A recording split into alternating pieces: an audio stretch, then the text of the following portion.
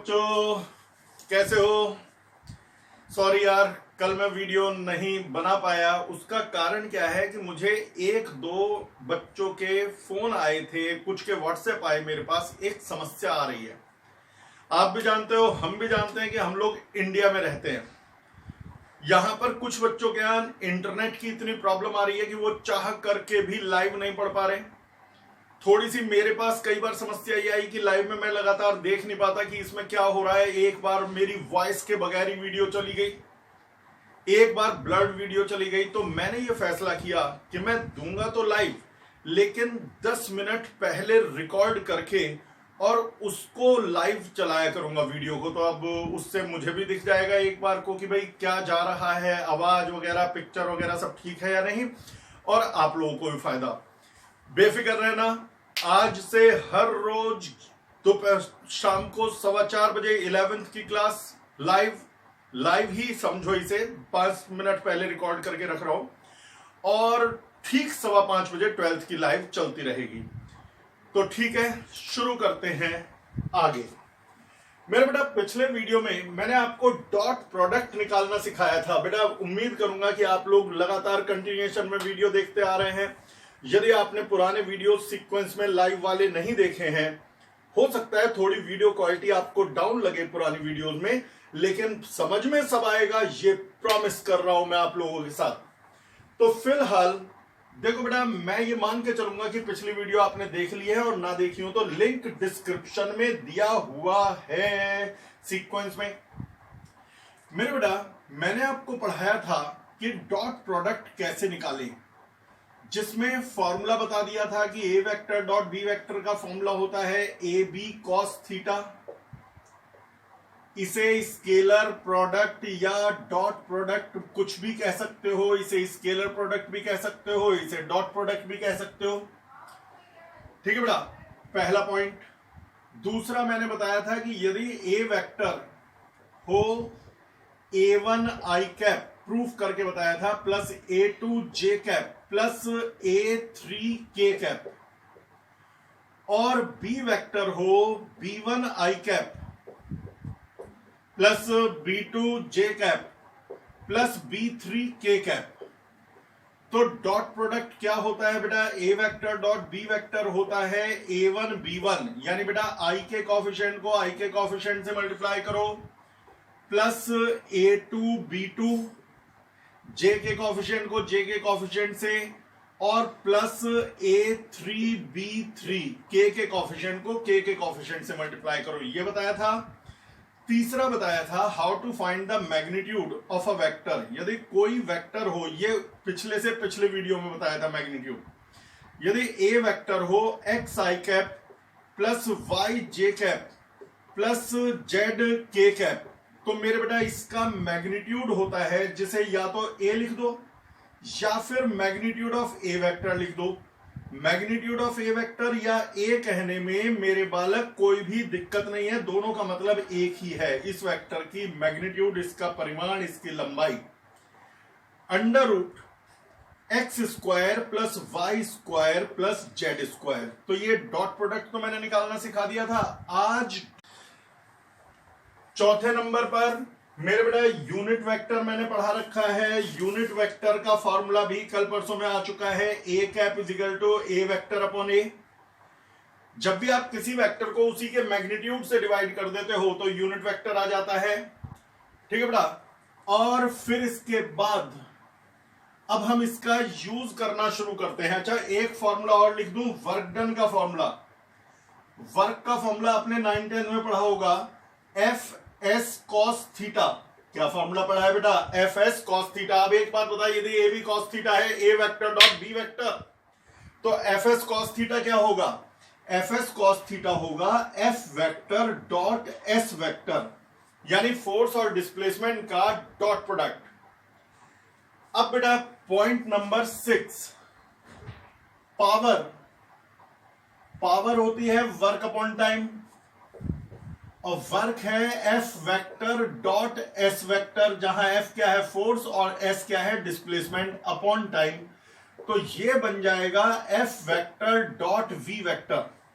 मतलब साफ है, यदि मुझे फोर्स वेक्टर की फॉर्म में आईजेके में दे दें और डिस्प्लेसमेंट भी वेक्टर की फॉर्म में दे दें आईजेके कैप में, तो वर्क निकालने के लिए दोनों का डॉट प्रोडक्ट। यदि फोर्स आई कैप जे कैप और के कैप की टर्म्स में दिया जाए और वेलोसिटी भी आई कैप जे कैप और के कैप की टर्म्स में दी जाए, तो पावर होगी F vector dot V vector. अब इस पे न्यूमेरिकल्स कैसे कैसे आते हैं देख, मैंने सबसे सिंपल न्यूमेरिकल से शुरू करूंगा और आगे बढ़ता रहूंगा। पॉइंट नंबर 1, मुझसे कहा गया कि if force is 2i cap plus 3j cap and displacement is 1i cap plus 2j cap plus 3k cap, find work done. तो मैंने आप लोगों को दो फॉर्मूले अभी बताए हैं। पहला फॉर्मूला बताया है work is equal to F vector dot S vector, power का बताया है F vector dot V vector. यहां क्या पूछ रहा है बेटा, वर्क डन। तो वर्क निकलेगा F vector dot S vector, यानी कि इन दोनों का डॉट प्रोडक्ट से।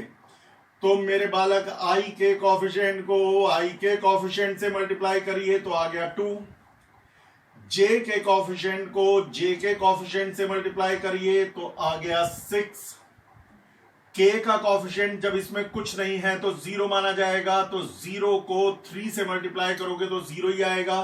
तो work done is 8 joule. Example number 2, मुझसे कहा गया if A vector is 2i cap plus 2j cap plus 1k cap. यदि ए वेक्टर है 2i cap plus 2j cap plus 1k cap, find its magnitude, यानी कि ए। देख बेटा, board पे ज्यादा पूरा बड़ा बड़ा क्वेश्चन नहीं लिख रहा हूं, आंसर समझाने के हिसाब से कर रहा हूं। Find magnitude A. तो मेरे बेटा मैग्नीट्यूड होता है under root 2 square plus 2 square plus 1 square. तो 4 4 8 और 1 9, तो इसका मैग्नीट्यूड होगा 3। अब यदि ये फोर्स होता तो 3 न्यूटन, यदि ये वेलोसिटी होती तो 3 मीटर पर सेकेंड, यदि ये एक्सेलरेशन होता तो 3 मीटर पर सेकेंड स्क्वायर। यदि उन्होंने बताया ही नहीं कि ये क्या है तो हम भी कोई यूनिट नहीं लिखने वाले, ना मैं इसमें कोई यूनिट लिखूंगा। ज्यादा से ज्यादा यदि मन करे तो लिख भी दूंगा, तो बस क्या लिखूंगा, यूनिट्स। ठीक बेटा। अब इसके बाद अगला एग्जाम्पल, मुझसे कह रहे हैं फाइंड एंगल बिटवीन ए वेक्टर जो है 2i cap plus 1j cap plus 1k cap, और दूसरा वेक्टर है 1i cap plus 1j cap minus 1k cap. मुझसे कह रहे हैं कि इन दोनों वेक्टर के बीच का एंगल बताओ, एंगल बताओ, वो भी सिर्फ इतनी ही नॉलेज से। तो मेरे बालक एक बात सुन, सॉल्यूशन, जब भी एंगल बताना हो, दो वेक्टर के बीच का एंगल बताना हो, तो पहले फर्स्ट वाले का मैग्नीट्यूड निकाल लो। फर्स्ट का मैग्नीट्यूड क्या है, under root 2 square plus 1 square plus 1 square, कितना हो गया 4 5 6, तो यानी बेटा अंडर रूट 6। फिर दूसरे का मैग्नीट्यूड निकाल लो, under root 1 square plus 1 square plus 1 square, यानी कि रूट 3। कई बच्चों कहते हो सर गलत लिख दिया, प्लस लिख दिया। अरे माइनस का स्क्वायर प्लस ही तो होता है। ऐसे नहीं, ढंग से समझा करो। जब भी एंगल निकालना हो दो वेक्टर के बीच का, तो पहले फर्स्ट का मैग्नीट्यूड निकालो, फिर सेकंड का मैग्नीट्यूड, और फिर निकालो डॉट प्रोडक्ट। क्या निकालेंगे फिर, डॉट प्रोडक्ट, इसका और इसका डॉट प्रोडक्ट। तो आई के कॉफिशिएंट को आई के कॉफिशिएंट से मल्टीप्लाई करो तो 2, जे के कॉफिशिएंट को जे के कॉफिशिएंट से मल्टीप्लाई करो तो 1, के कॉफिशिएंट को के कॉफिशिएंट यानी 1 को -1 से मल्टीप्लाई करो तो -1, तो आंसर आ गया 2। कई बच्चों को लग रहा होगा कि फायदा क्या हो रहा है। मेरे बेटा फायदा ये हो रहा है कि A vector dot B vector का फॉर्मूला था ए बी कॉस थीटा, उधर देखते रहे। तो क्या कॉस थीटा का formula A vector dot B vector upon A B नहीं हुआ? यदि A vector dot B vector का मेरे बेटा फॉर्मूला है ए बी कॉस थीटा, तो क्या कॉस थीटा का formula A vector dot B vector upon A B नहीं हुआ? अब मैं A vector dot B vector तो पहले ही निकाले बैठा हुआ हूं। 2 ए है √6, बी है √3, ऊपर क्या लिख दिया, दोनों का डॉट प्रोडक्ट, नीचे फर्स्ट का मैग्नीट्यूड सेकंड का मैग्नीट्यूड, तो ये हो जाएगा 2 अपॉन √6 इंटू 3 √18, √18 हो जाएगा 3√2, जिसे आप लिख सकते हो √2/3। अब बेटा हर एंगल का तो कॉस हम याद नहीं रखते, तो कॉस थीटा यदि ये आता 1/√2 तो मैं कह देता थीटा 45 डिग्री। कॉस थीटा आता भाई हाफ, तो मैं लिख देता थीटा 60 डिग्री। अब कॉस थीटा आया है √2/3, तो थीटा को आप ऐसे लिखोगे कॉस इनवर्स √2/3, यही आपका आंसर होगा। ये इन दोनों वेक्टर्स के बीच का एंगल होने वाला है। तो ये आ गया। अब इसके बाद मैं आपको पढ़ाऊंगा बेटा प्रोजेक्शन ऑफ अ वेक्टर के बारे में। चलिए जी, प्रोजेक्शन ऑफ अ वेक्टर को शुरू करें।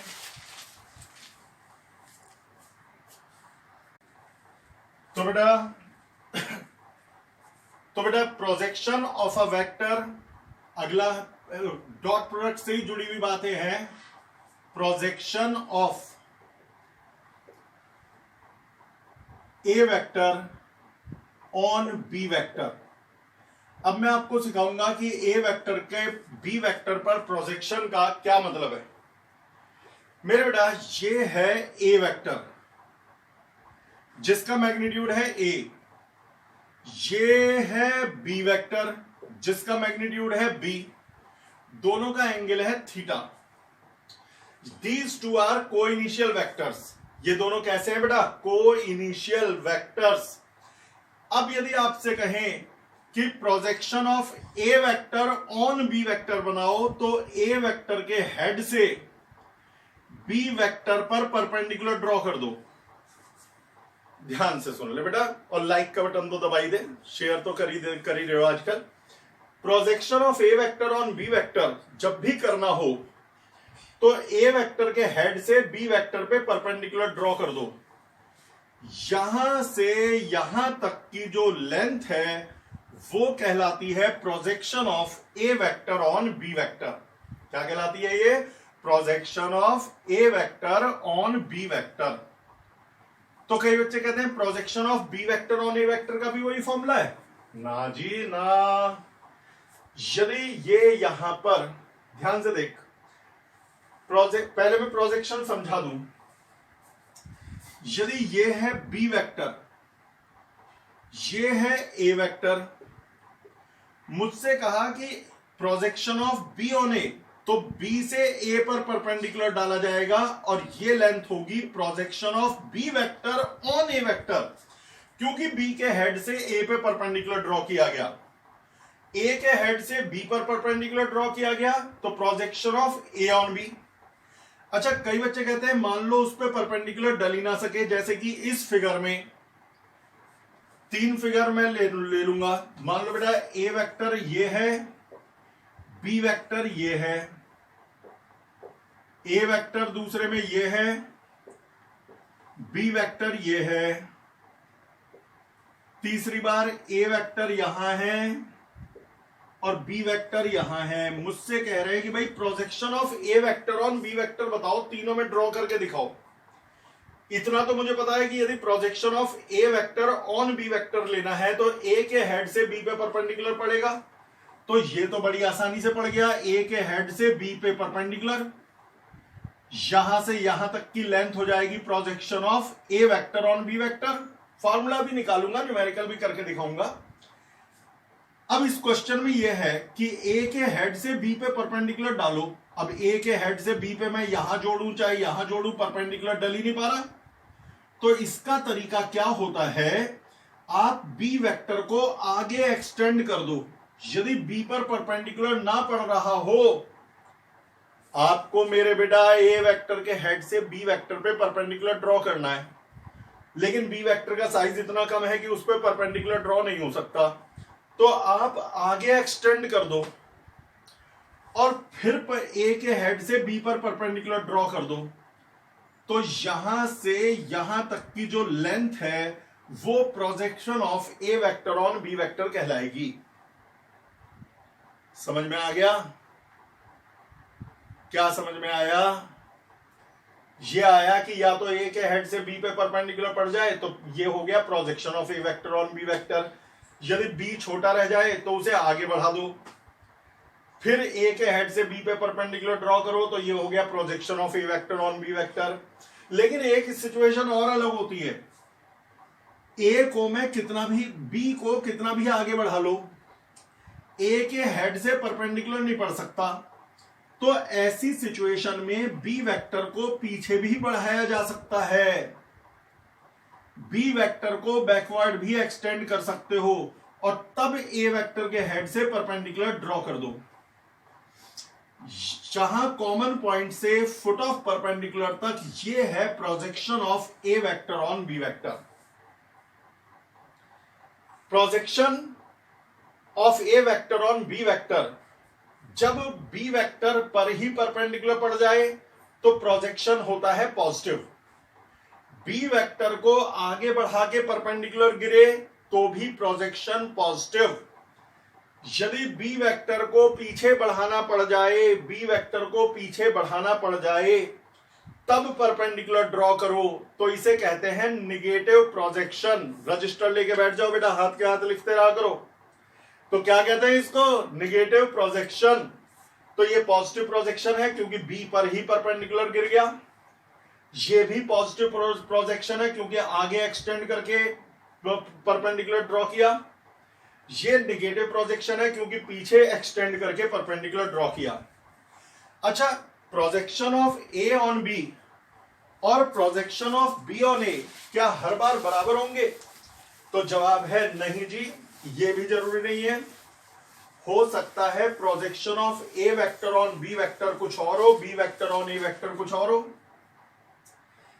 ये है ए वेक्टर, ये है बी वेक्टर। अब मैं आपको एक ही फिगर में projection of A vector on B vector और फिर projection of B vector on A vector दिखाऊंगा। बी को आगे बढ़ा के दो अलग अलग बना दूं, नहीं तो आप कंफ्यूज भी जल्दी हो जाओ। ये ए वेक्टर और ये बी वेक्टर सेम है, बिल्कुल जैसे ही है। अब मुझसे किसी ने कहा कि भाई प्रोजेक्शन ऑफ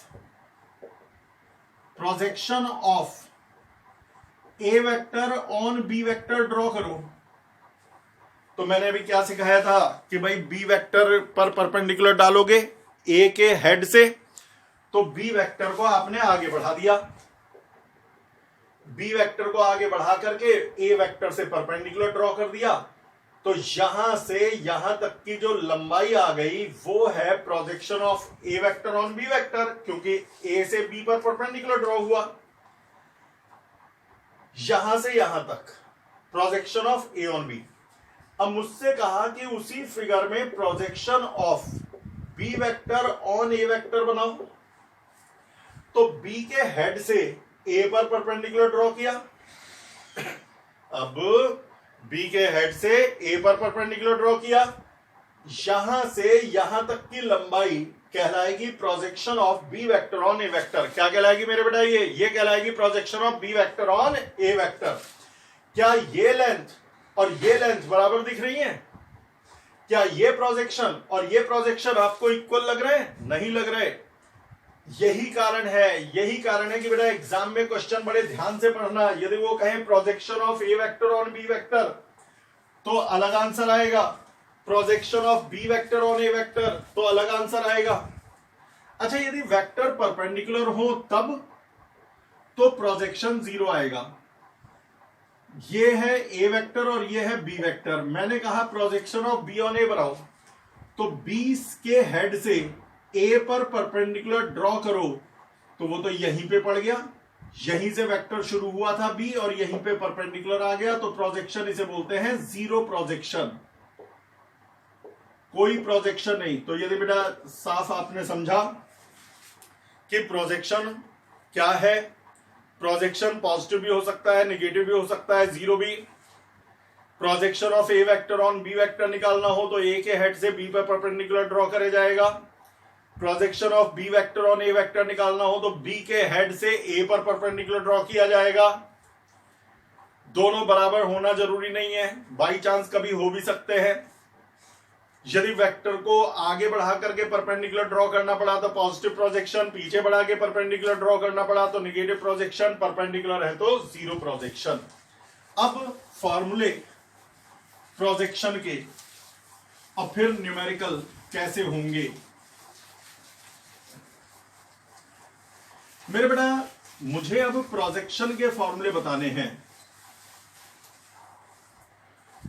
देख बेटा, ये जो हमारा प्रोजेक्शन का फॉर्मूला है, आपने यहां ए से बी पर परपेंडिकुलर ड्रॉ किया है तो ये है projection of A vector on B vector. Projection एक लेंथ है, प्रोजेक्शन कोई वेक्टर नहीं है, प्रोजेक्शन एक डिस्टेंस का नाम है। तो ये प्रोजेक्शन अपॉन ए, यानी ये लेंथ अपॉन इसका मैग्नीट्यूड पी अपॉन ए। पी अपॉन ए किसके बराबर होगा? Cos theta. परपेंडिकुलर ड्रॉ किया था ना, तो पी अपॉन ए किसके बराबर होगा? Cos theta. तो पी किसके इक्वल होगा? A cos theta. यही फॉर्मूला है projection of A vector on B vector का। क्या फॉर्मूला है? ए कॉस थीटा। लेकिन इस फॉर्मूले को याद रखने के लिए और डॉट प्रोडक्ट का इसमें क्या रोल है वो बताने के लिए मैं जरा एक दो स्टेप और बताऊं। जरा मुझे एक बार सुनाओ बेटा, projection of A vector on B vector का फॉर्मूला क्या है? ए cos theta. Projection of A vector on B vector का फॉर्मूला क्या है? ए कॉस थीटा। यदि मैं बी से ऊपर और बी से नीचे मल्टीप्लाई कर दूं, किससे? बी से ऊपर और बी से नीचे मल्टीप्लाई कर दूं तो ये क्या हो जाएगा? A B cos theta upon B. तो ए बी कॉस थीटा तो बेटा A vector dot B vector होता है। बिल्कुल, इसे आप लिख सकते हो A vector dot B vector. अब ये फॉर्मूला आप लर्न कर लो। अब ये फॉर्मूला मुझे जरा सुनाओ। Projection of A vector on B vector, a vector dot B vector upon B.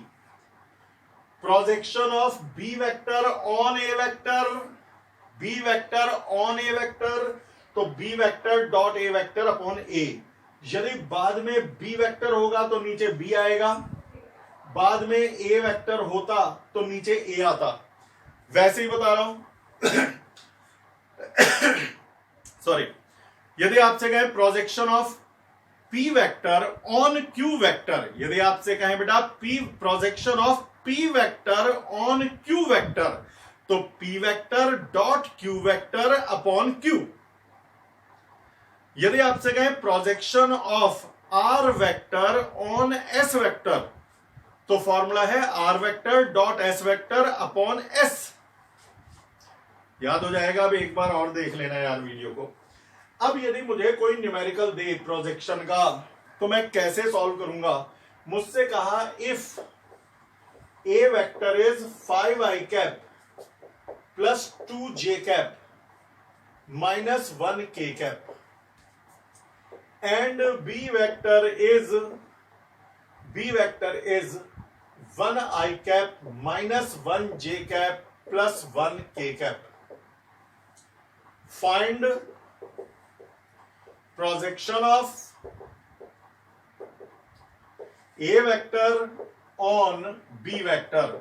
Solution आपको बताना है भाई, find projection of A vector on B vector. बस 1 मिनट लगेगा, समझा दूंगा बेटा। सबसे पहले आप ये बताओ फॉर्मूला क्या लिखोगे? इतनी देर से यही तो प्रैक्टिस करवा रहा था। फॉर्मूला होगा प्रोजेक्शन ऑफ, पूरा नहीं लिख रहा यहां, projection of A vector on B vector का a vector dot B vector upon b. जहां बी क्या है? बी वेक्टर का मैग्नीट्यूड। इसे कुछ बुक्स में बार बार बता रहा हूं, ऐसे भी लिखा मिला सकता है, नहीं भी लिखो तो भी कोई दिक्कत नहीं। ये आ गया